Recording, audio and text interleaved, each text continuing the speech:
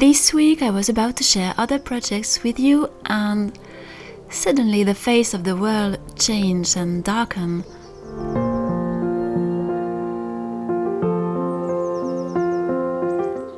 I went to think about all this and digest all these informations on a beautiful late winter sunshine morning, and trying to reflect about, well, all these informations we have heard these past days.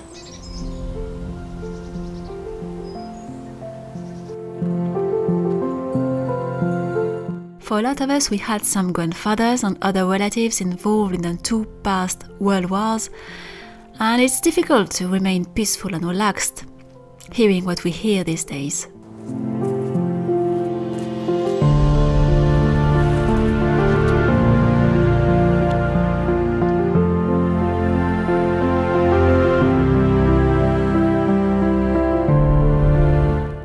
On my walk, I thought about all that and tried to digest all this, and still try to focus on the beautiful details of life as much as we can and as possible as we can.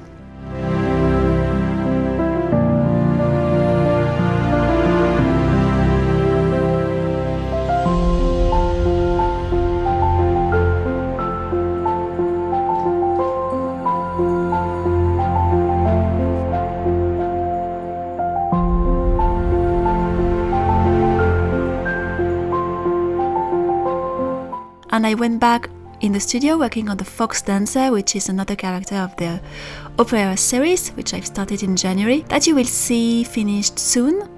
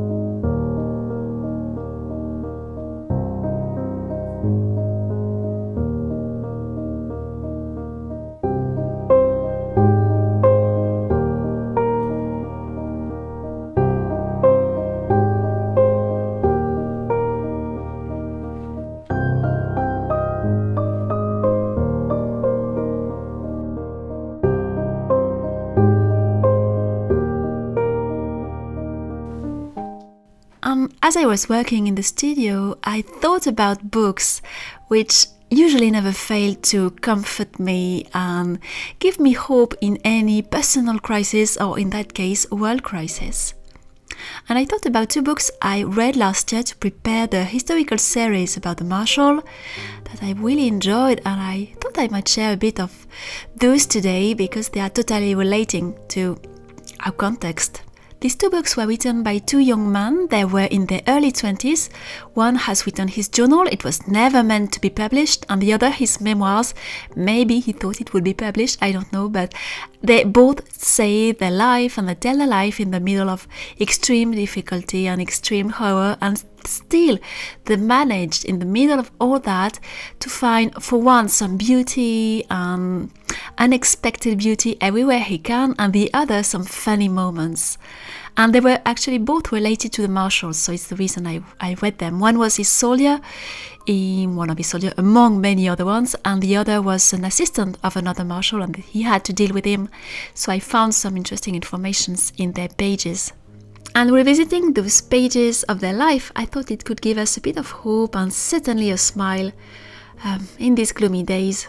And this one was Conan Doyle's favorite book. It has been a massive success at the end of the 19th century, and it's just a very, very good entertaining book of a real man telling his real adventures, amplifying few things. There are few of things he's saying which are not true, and historians I've found out that he was not saying the truth. He was amplifying and creating something even more unbelievable that he actually lived. But all the things he's going through, and at the same time the sense of humor he keeps at different moments. They are both young, they are in their 20s. They were born both in 1784, and they are just telling a bit how the world is going around them. And this one is also available, translated and in audiobooks. And I just wanted to share with you one page of it because it's extremely funny. He had a horse whom he called Lisette, and you're going to see, I'm going to show you some of these pages. Lisette, this slice of his memoirs, has been turned into a fairy tale by Andrew Lang.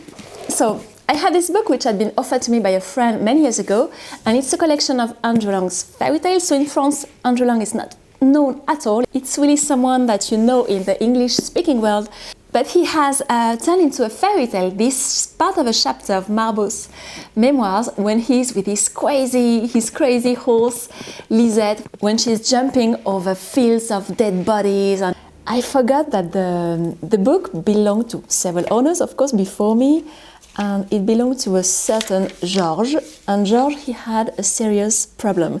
So he writes a lot of things on a lot of pages, but you can tell he really needed to see a therapist, I think, because he removed all the references to ladies, women, or anything connected to ladies. And he rewrites things too. For example, here, Marbeau is saying that he was naked and people are seeing him naked. And Georges, I think it's him, the owner of the book, he wrote, without any clothes. And he does that all the time, and just really wonder what's wrong with him, because he does that all the time. There are a lot of very funny moments in the book, and here there are moments when the lady is talking about her lovers, and it's all about mistresses and lovers, and all this part is removed. Marbeau say, I was about to see my mother, also another person who was already very dear to me. And this is, you see, he has removed this thing. Every time there is a mistress of one of the marshal, it's not the one of our historical series, it's another one, Madame X. So every time Madame X is mentioned, the line is removed. It's really mysterious. Georges, our dear Georges, he has changed all the name of the horse. Why did he do that? So the name was Lisette, which could have been a name for a real person, and obviously he was shocked by that, maybe, and he wrote Musette instead. It's really, really strange. I think he has a really, really big problem with ladies. So I just wanted to share a page of one of his adventures in these wars, and it is extremely funny, and sometimes in very anxious moments to have some smile and to laugh is just the best way to feel a bit alive, and as things were a bit going back to normal. So just a really funny moment when he is meeting a captain who is very vain, and he has terribly ugly legs. He's quite handsome and everything, but he has ugly legs. So he has made for himself some fake calves under his sort of trousers he had, and Marbeau is describing that. The entire scene is absolutely hilarious. But what did I see? The extreme rapidity of the movements we had just made had deranged the symmetry of the addition which the captain and the colonel had made to their get-up. The false tail of the colonel's horse had become partly detached. The stumps, composed of a slug of tow, was dragging almost on the ground like a skein, while the false hair was up in the air, several feet higher, and spun out fan-shaped over the horse croup, so that he seemed to have an enormous peacock's tail. As for Mr. B's sham calves, under the pressure of the saddle flaps, they had just slipped forward without his perceiving it, and presented a round lump on his shin bone, which produced the most comical effect. The captain all the while sitting proudly upright on his horse, as we should say, "Look at me, what a handsome man I am." I couldn't restrain myself from shouting wildly with laughter. I writhed on my saddle, I gnawed the sleeve of my jacket. It was no use, I laughed and laughed until my sides ached. Thereupon the Inspector General, not knowing the cause of my merriment, ordered me to fall out of the ranks and put myself under arrest. I obeyed, but as I was obliged to pass between the horses of the colonel and of the captain, my eyes fell again, in spite of myself, on that infernal tail and also on the new-fashioned calves, and there I was again seized with an inextinguishable laughter which nothing could check. The general must have thought that I was gone mad. I think it's just really, really funny.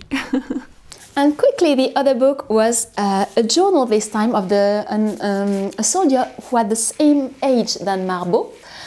He came from Le Puy-en-Velay. I will add under this video I think I made 2 videos at Le Puy-en-Velay, which is a town 1 hour and 20 minutes from here, which I adore. And every time I have visitors and guests, we always go there. So he came from Le Puy, and he was the grandfather of a gentleman who was a writer at the beginning of the 20th century. He was in a place of the political spectrum which was kind of embarrassing, but his grandfather has nothing to do with his political opinion at all, nothing. It's just a journal of a normal person. And I don't think grandparents should be responsible for their grandchildren's thoughts, actions, or even books. And there were just 1 or 2 moments which are really nice in the middle of this crazy wars he's going through. There is a moment, there was an explosion, he's in Germany, and he ends up entering in a bookshop. All the books are completely upside down, and this is what he said. I was entering in this bookshop, and all the books were upside down on the floor, and I take one randomly, and it was the guide of a traveler's guide in Germany, printed in French. But it was 2nd volume. I was vainly trying to find the volume 1, but I couldn't find it. And the next day, after the battle, when everything went back a bit to normal, I went back to this bookshop to beg him to sell me the 1st volume. This time everything was back to normal in the shop. It was a little heavy in my bag, but I was so happy to have this book, so that I thought that the weight shouldn't be troublesome. So he just always tried to find beautiful moments and things in the middle of the mess, of the messy adventures he has. And there's another moment he's in Italy and he's surrounded by all these beautiful lakes. Here it was, 13 June 1805, and he just said that we were just at the end of the Lac Majeur, or Majora Lake in English, I'm not sure. And I was so sad that I couldn't go to visit the famous Île Bohémian island, especially Isola Bella. The distance was not very far, but I had to make all my clothes dry. Because they have been soaked wet with rain, I couldn't go. But all the rivers, the borders of the lake was so beautiful, fresh, beautiful, and so picturesque.